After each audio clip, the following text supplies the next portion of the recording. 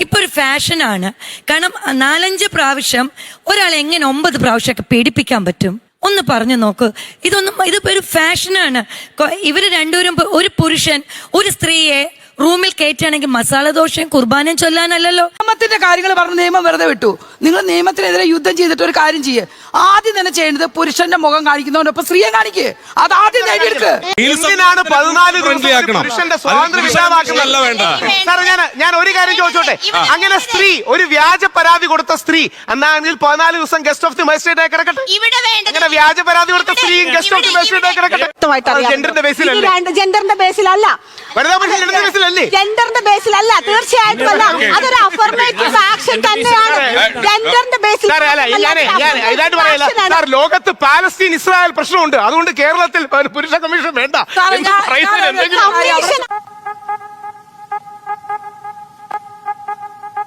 പുരുഷ കമ്മീഷൻ ആവശ്യമുണ്ടോ രാഹുൽ? ഈ പുരുഷ കമ്മീഷൻ വേണോ എന്നൊരാളെ പിടിച്ചു നിർത്തി തെരുവിൽ വെച്ച് ചോദിച്ചാല് അവരോട് എന്താ പറയാ? അതിനുള്ളൊരു സമയമായോ? ഓരോ 4.5 മിനിറ്റിലും ഇന്ത്യയിൽ ഒരു പുരുഷൻ ആത്മഹത്യ ചെയ്യുന്നുണ്ട്. ഓരോ 11 മിനിറ്റിലുമാണ് സ്ത്രീ ആത്മഹത്യ ചെയ്യുന്നത്. രണ്ടും ഒരേപോലെ അപകടമാണ്, സംശയമില്ല. പക്ഷേ സ്ത്രീയുടെ 2 ഇരട്ടി ആത്മഹത്യകൾ പുരുഷന് വരുന്നുണ്ട്. ഒരുപാട് വ്യാജ പരാതികൾ വരുന്നുണ്ട്. പല കണക്കുകളുമുണ്ട്. BBC കോട്ട് ചെയ്യുന്നൊരു കണക്കുണ്ട്. 53.2% ഇന്ത്യയിലെ റേപ്പ് കേസുകൾ ഒരു പ്രത്യേക വർഷത്തിൽ അവർ പഠനവിധേയമായി കോട്ട് ചെയ്യുന്നത് വ്യാജ റേപ്പ് കേസുകളാണെന്നാണ്. അതുകൊണ്ട് നിർബന്ധമായിട്ട് ഒരു പുരുഷ കമ്മീഷൻ വേണം. ഇവിടെ ബ്രിട്ടീഷ് കാലഘട്ടം തൊട്ട് ഇന്ത്യക്കാരിലെ കളവായ പരാതികൾ നൽകുന്ന ഒരു രീതി ഉണ്ട് എന്ന് അവർ മനസ്സിലാക്കിക്കൊണ്ട് അതിൽ നിന്ന് ഇവിടുത്തെ പുരുഷനെ സംരക്ഷിക്കാനാണ് ഈ വകുപ്പുകൾക്കുള്ളിൽ ഉപവകുപ്പുകൾ നൽകിയത്. അതുകൊണ്ട് തന്നെ ഞാൻ പറയുന്നത് ഇത് ഒരു പുതിയ സംവിധാനം വേണം, പുരുഷ കമ്മീഷൻ വേണം എന്നല്ല. ഇവിടെ നല്ല നിയമവ്യവസ്ഥയിലെ ഒരു സ്ത്രീയുടെ വ്യാജ പരാതി കിട്ടിയാൽ അതനുസരിച്ചിട്ട് ഒരു ജുഡീഷ്യൽ റിമാൻഡിലെ 14 ദിവസത്തെയോ 30 ദിവസത്തെയോ അത് ജയിൽ സന്ദർശനമേ ആയി കാണേണ്ടതില്ല. ഇവിടുത്തെ മാധ്യമങ്ങൾക്ക് ഒരു പങ്കുണ്ട്. We are the guest of the magistrate, we are just going for a judicial remand. ആ റിമാൻഡ് കാലയളവിൽ കൂടുതൽ എപ്പോഴെങ്കിലും ജയിലിൽ കിടന്നിട്ടുണ്ടോ വരാം അങ്ങനെ ഗസ്റ്റ് ഓഫ് ദി മജിസ്ട്രേറ്റ് ആയിട്ട്? അല്ല, എപ്പോഴെങ്കിലും ജയിലിൽ കിടന്നിട്ടുണ്ടോ? ജയിൽ സംവിധാനങ്ങൾ മാറ്റണം. പക്ഷേ എന്തിനാണ് 14 പുരുഷന്റെ സ്വാതന്ത്ര്യം ഇല്ലാതാക്കുന്നത്? സാർ, ഞാൻ ഒരു കാര്യം ചോദിച്ചോട്ടെ, അങ്ങനെ സ്ത്രീ ഒരു വ്യാജ പരാതി കൊടുത്ത സ്ത്രീ എന്നാണെങ്കിൽ 14 ദിവസം ഗസ്റ്റ് ഓഫ് ദി മജിസ്ട്രേറ്റ് ആയി കിടക്കട്ടെ. അങ്ങനെ വ്യാജ പരാതി കൊടുത്ത സ്ത്രീയും ഗസ്റ്റ് ഓഫ് ദി മജിസ്ട്രേറ്റ് ആയി കിടക്കട്ടെ. 16 ദിവസമാണ് ഞാൻ ജയിലിൽ കിടന്നത്, പ്രത്യേകിച്ച് സ്റ്റേഷൻ ജാമ്യം തരുന്ന കാര്യത്തിൽ. ഈ ജയിലില് ഈ പണ്ടത്തെ പോലെ മറ്റേ എന്താ പറയണേ അരിയുണ്ടയോ സാധനങ്ങളും അങ്ങനെയൊന്നുമല്ല. പക്ഷെ ഈ ജയിലിൽ കിടക്കുന്നത് നമ്മുടെ സ്വാതന്ത്ര്യം ഇല്ലാതാക്കുകയാണ്. ആ സ്വാതന്ത്ര്യമാണ് ഒരു മനുഷ്യന്റെ അടിസ്ഥാനം. ഈ എന്താ പറയണ ജയിലാണ്. വനിതാപക്ഷ നിയമങ്ങൾ ദുരുപയോഗം ചെയ്ത് ജയിലിൽ കിടക്കുന്നതിന് ഒരു കാൽപ്പനികതയില്ല. അങ്ങനെ ഏതെങ്കിലും സ്ത്രീക്ക് താല്പര്യം ഉണ്ടെങ്കിൽ അവർ ഗസ്റ്റ് ഓഫ് ദി മജിസ്ട്രേറ്റ് ആയിട്ട് 14 ദിവസം ജയിലിൽ കിടന്നാൽ മതി. അതായത് ഇവിടെ പുരുഷന്മാർ അനുഭവിക്കുന്ന ഏറ്റവും വലിയ പ്രശ്നം സ്ത്രീകൾ കൊടുക്കുന്ന വ്യാജ പരാതിയാണോ? മാത്രമല്ല, അല്ല, ഇവിടെ പുരുഷന്മാർ അനുഭവിക്കുന്ന ഏറ്റവും വലിയ പ്രശ്നം ഇവിടത്തെ ജാതീയത, ഇവിടത്തെ വർഗീയത. അല്ല, നിങ്ങളുടെ പുരുഷന്റെ ആ മാനസികാരോഗ്യമാണോ നിങ്ങളുടെ വിഷയം? വേറൊരു വിഷയമല്ലേ, വർഗീയതയും പ്രശ്നമാണ്.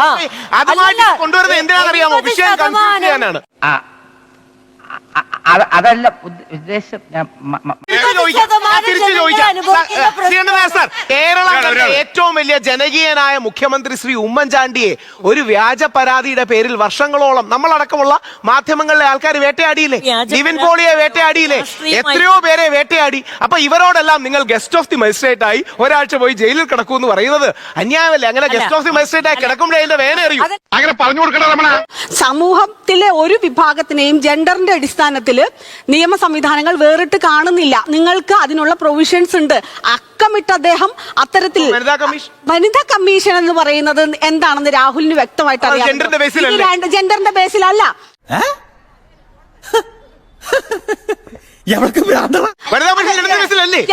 ബേസിലല്ല, തീർച്ചയായിട്ടും അല്ല. അതൊരു അഫർമേറ്റീവ് ആക്ഷൻ തന്നെയാണ്. ജെൻഡറിന്റെ ബേസിൽ ഇതായിട്ട് പറയല്ല സാർ. ലോകത്ത് പാലസ്തീൻ ഇസ്രായേൽ പ്രശ്നമുണ്ട്, അതുകൊണ്ട് കേരളത്തിൽ പുരുഷ കമ്മീഷൻ വേണ്ട. നമ്മളിപ്പോ ഒരു പുരുഷ കമ്മീഷൻ വെക്കുന്നത് വെറുതെ ഒരു ഉദാഹരണം പറയാം. ഇപ്പൊ ഞാൻ നേരത്തെ പറഞ്ഞ ബ്രാങ്കോ മുളക്കല് അങ്ങനെയുള്ളവർ കുറെ ആൾക്കാരെ ഇവര് കമ്മീഷൻ ഉണ്ടാക്കിന്ന് വെച്ചോളൂ.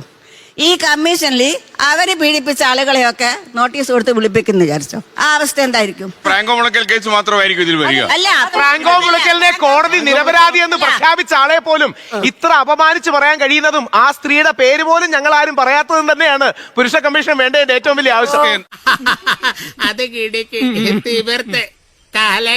ശ്രീ രാഹുൽ ഈശ്വർ ആയിക്കോട്ടെ, ശ്രീ രാഹുൽ മാങ്കൂട്ടമായിക്കോട്ടെ, ഫ്രാങ്കോ മുളയ്ക്കലായിക്കോട്ടെ, ഒരാളെ കുറ്റവിചാരണയ്ക്ക് ശേഷം നിരപരാധിയാണെന്ന് വിടുന്ന ഒരു അവസരം.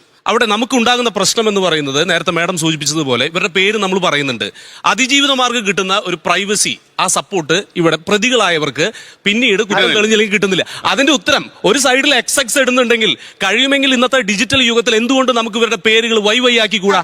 പുരുഷന്റെ പ്രൈവസി 100% ഞാൻ യോജിക്കുന്നു. നിയമത്തിന്റെ കാര്യങ്ങൾ പറഞ്ഞ് നിയമം വെറുതെ വിട്ടു. നിങ്ങൾ നിയമത്തിനെതിരെ യുദ്ധം ചെയ്തിട്ട് ഒരു കാര്യം ചെയ്യേ, ആദ്യം തന്നെ ചെയ്യേണ്ടത് പുരുഷന്റെ മുഖം കാണിക്കുന്നവനൊപ്പം സ്ത്രീയെ കാണിക്കേ, അത് ആദ്യം നേടിയെടുക്ക്.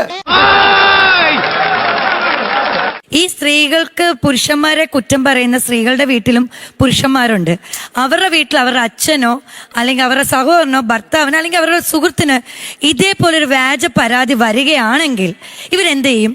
അപ്പുറത്ത് നിൽക്കുന്ന സ്ത്രീകളെ സപ്പോർട്ട് ചെയ്യും. അങ്ങനെ ഒരു വ്യാജ അല്ല, പരാതി അങ്ങനെ ഞാൻ പറഞ്ഞു കഴിയട്ടെ പ്ലീസ്. നിങ്ങൾ സംസാരിച്ചപ്പോ ഞാൻ ആരെ എതിർക്കാൻ വന്നിട്ടില്ല. ഇപ്പൊ ഒരു ഫാഷനാണ്. കാരണം 4-5 പ്രാവശ്യം ഒരാൾ എങ്ങനെ 9 പ്രാവശ്യമൊക്കെ പീഡിപ്പിക്കാൻ പറ്റും? ഒന്ന് പറഞ്ഞു നോക്ക്. ഇതിപ്പോ ഒരു ഫാഷനാണ്. ഇവര് രണ്ടുപേരും, ഒരു പുരുഷൻ ഒരു സ്ത്രീയെ റൂമിൽ കയറ്റുകയാണെങ്കിൽ മസാല ദോശയും കുർബാനയും ചൊല്ലാനല്ലല്ലോ. 5-6 അബദ്ധമൊക്കെ എല്ലാവർക്കും പറ്റേ. ഇപ്പൊ പറയാണ്, ഇവിടെ ഇരിക്കുന്ന ഏതെങ്കിലും ഒരു പയ്യൻ ഇപ്പൊ പ്രശസ്തനല്ലായിരിക്കും, അവന് ചിലപ്പോ നാളെ ഒരു ലവ് കാണും, ചിലപ്പോ അവൾ വിട്ടിട്ട് പോവും, അടുത്ത പ്രാവശ്യം അവനൊരു ലവ് കാണും, എന്തെങ്കിലും കാരണം കൊണ്ട് വിട്ടു. ഒരു 7-8 വർഷം കഴിയുമ്പോൾ അവൻ സൊസൈറ്റിയിൽ വലിയൊരു പ്രശസ്തനാവുകയാണ്. അപ്പൊ ഈ പറഞ്ഞ 10-20 വർഷം കഴിഞ്ഞവര് എന്നെ പീഡിപ്പിച്ചു എന്ന് പറഞ്ഞുകൊണ്ട് വരും. അതാണ് ഇന്നത്തെ കാലഘട്ടത്തിൽ കാണുന്ന ഒരു ഫാഷൻ. കറക്റ്റാണല്ലേ?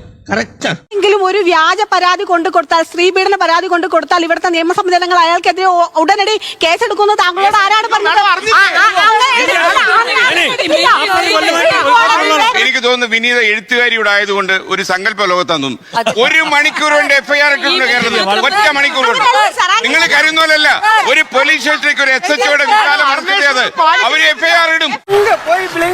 അബദ്ധം പറ്റിയല്ലേ? പിന്നെ ഒരു ഞായറാഴ്ച നവംബർ 30-ന് പോലീസുകാർ വീട്ടിൽ നിന്ന് വന്ന് എന്റെ അമ്മയുടെയും ഭാര്യയുടെയും 2 കുട്ടികളുടെയും മുമ്പിൽ വെച്ച് അറസ്റ്റ് ചെയ്യാൻ നോട്ടീസ് തന്നിട്ടില്ല. ഏതെങ്കിലും രീതിയിലുള്ള ഗ്രൗണ്ട്സ് കമ്മ്യൂണിക്കേറ്റഡ് അല്ല, എല്ലാം വയലേഷനാണ്. അപ്പൊ എനിക്ക് അതും എന്താണ്, ഒരു സ്ത്രീ നിങ്ങൾക്കെതിരെ പരാതി കൊടുത്തു എന്ന് പറയുമ്പോൾ ഒരു പുരുഷന് പോകാൻ ഒരു ജസ്റ്റിസ് ഫ്രണ്ട്ലി സ്പേസ് വേണം. നമുക്ക് വേണ്ടി ഇടപെടാൻ ആൾക്കാർ വേണം. ആദ്യം പറഞ്ഞ പരാതി കള്ളമാണെന്ന് പോലീസിന് മനസ്സിലായി. അവരിങ്ങനെ ഷിഫ്റ്റിംഗ് ഗോൾ പോസ്റ്റ് ആണ്, ഓരോരോ വകുപ്പ് മാറ്റി മാറ്റി അധിക്ഷേപിച്ചു തുടങ്ങിയ കാര്യങ്ങളായി. അവസാനം ഞങ്ങൾ കോടതി ചോദിച്ചു എന്ത് അധിക്ഷേപിച്ചു? പോലീസ് പറഞ്ഞു അന്വേഷിച്ചുകൊണ്ടിരിക്കുകയാണ്. ആ അന്വേഷിച്ചുകൊണ്ടിരിക്കുന്ന കാര്യത്തിലാണ് എന്നെ അറസ്റ്റ് ചെയ്തുകൊണ്ട് പോകുന്നത്. എന്റെ കയ്യിൽ അവനെ കിട്ടിയേ ഞാൻ അവനെ അരിഞ്ഞ് മുളകിട്ട് അങ്ങനെ തിന്നിടോ. വ്യാജ പരാതികൾക്കെതിരെ കമ്മീഷൻ വരണം. കാരണം ചേച്ചി പറഞ്ഞു വ്യാജ പരാതിയുടെ കാര്യം. ഇതൊരു സ്ത്രീയോ പുരുഷനോ മാത്രം.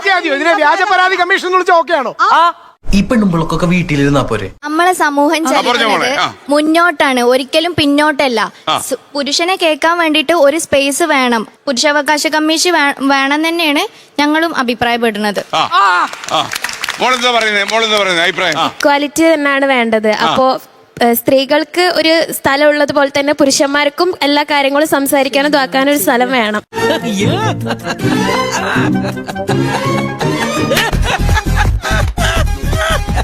ഇപ്പൊ ഇവിടെ പറഞ്ഞ പോലെ തന്നെ എനിക്കും പുരുഷാവകാശം വരണം എന്ന് തന്നെയാണ് ആഗ്രഹം. കാരണം എന്താന്ന് വെച്ച് കഴിഞ്ഞാൽ സ്ത്രീകൾക്ക് അവകാശമുള്ള പോലെ തുല്യമായിട്ട് തന്നെ പുരുഷന്മാർക്ക് അവകാശമുണ്ട്. സ്ത്രീകൾക്ക് വേദന എടുക്കുന്നത് പോലെ തന്നെ പുരുഷന്മാർക്കും വേദന എടുക്കും. അപ്പൊ അവർക്ക് ചോദിക്കാനും ആൾക്കാർ വേണമെന്നാണ് എന്റെ ഒരു അഭിപ്രായം. പ്രതിഭയാണ്, പ്രതിഭാസമാണ്. പറയുന്നു പുരുഷ കമ്മീഷൻ വേണമെന്നാ പറയുന്നത്. അവർക്ക് കാര്യങ്ങൾ മനസ്സിലാക്കിയിട്ടില്ല. ഫെമിനിസം എന്ന് പറഞ്ഞാൽ സ്ത്രീകളുടെ അവകാശങ്ങൾക്ക് വേണ്ടി പോരാടുന്നതിനെയാണ് ഫെമിനിസം എന്ന് പറഞ്ഞത്. സ്ത്രീകൾക്ക് അവകാശമുള്ളതുപോലെ തന്നെ പുരുഷന്മാർ. അതാണ് സ്ത്രീ പുരുഷ സമത്വം.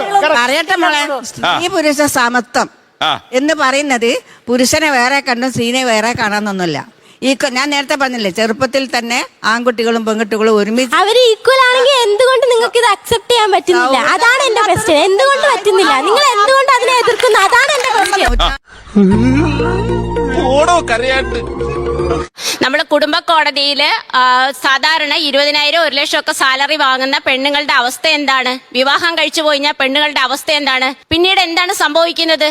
മെയിന്റനൻസ് പുരുഷന്മാര് കൊടുക്കുന്ന 5,000 6,000 രൂപ മെയിന്റനൻസ് കൊണ്ട് ജീവിച്ചു കൊള്ളണം എന്ന് പറയുന്ന നിയമം നമുക്കുണ്ടെന്ന് നമുക്കറിയില്ലേ?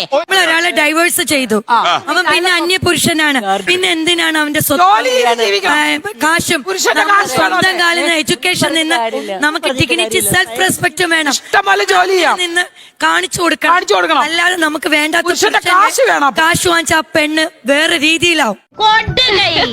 പെണ്ണുങ്ങളായ ഇങ്ങനെ തന്നെ വേണം. എന്തിനാണ്? സ്വന്തമായി ജോലി ചെയ്യണം, അതാണ് വേണ്ടത്. അതാണ് അന്തസ്സുള്ള ഏത് പെണ്ണ് ചെയ്യുന്നത്.